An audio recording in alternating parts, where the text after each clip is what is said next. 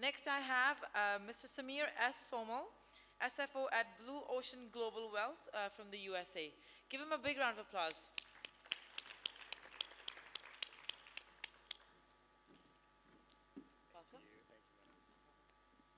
Good afternoon, everyone. It is certainly an honor and a privilege to be here at the Women Economic Forum, representing our organization and, I would say, challenges and opportunities at the same time that are near and dear to everyone in this room. In thinking about a few comments up here, all of us are educators, and what an exciting and distinguished group of panelists. I wanted to share a little bit of a story that I think is relevant to empowerment. Being an educator and representing both of our companies and speaking globally, it's not because I prepare incredibly hard behind closed doors or put in the work. It's because we lead by action. And 2 years ago, my business partner, Margarita Chang, who is a married mother of 3, her oldest 2 in college, we put together a program when I was going out and lecturing in India called An Entrepreneurial Mindset and the Intangibles of Success.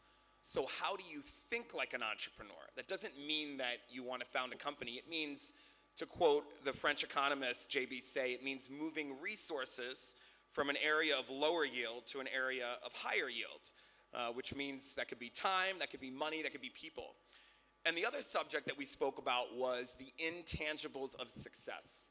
So in India in particular, where we have this demographic dividend or demographic bomb, so acutely made aware during the last few comments, it's oftentimes focused on numbers. How do we get into IIT? What are our marks? And Indians are notorious for taking inventory on other people. But ultimately, it's the things you can't measure in life that matter.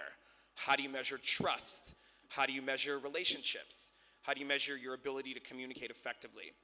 And I was speaking at a university, and there was on this subject, and I received a message a week later while living at the airport in India from a young woman who said, Samir, you taught me through those comments, you changed my life.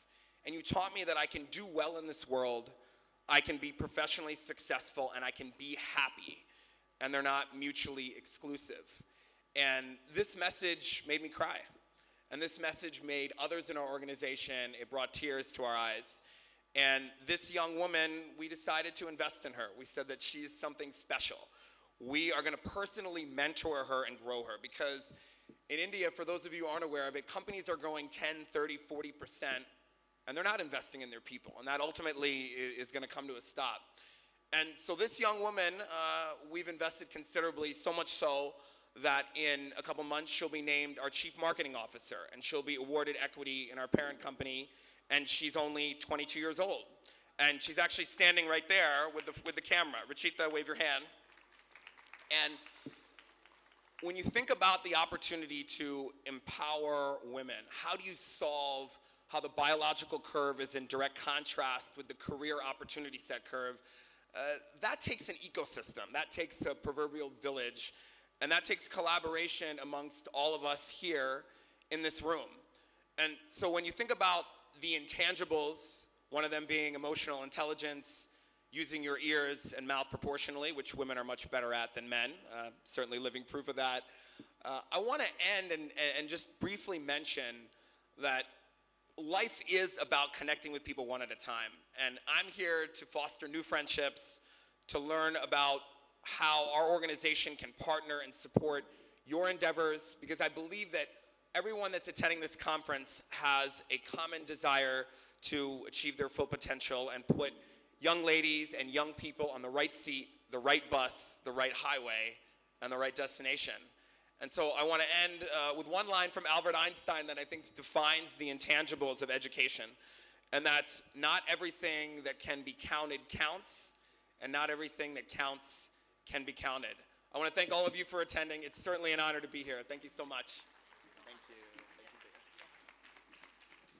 How empowering is that? You know, if we can think of more companies that can empower women and educate them and just take their, take them on their shoulders and give them what they want, we can really, really, really grow. So big round of applause for Samir. Thank you for being with us, Samir.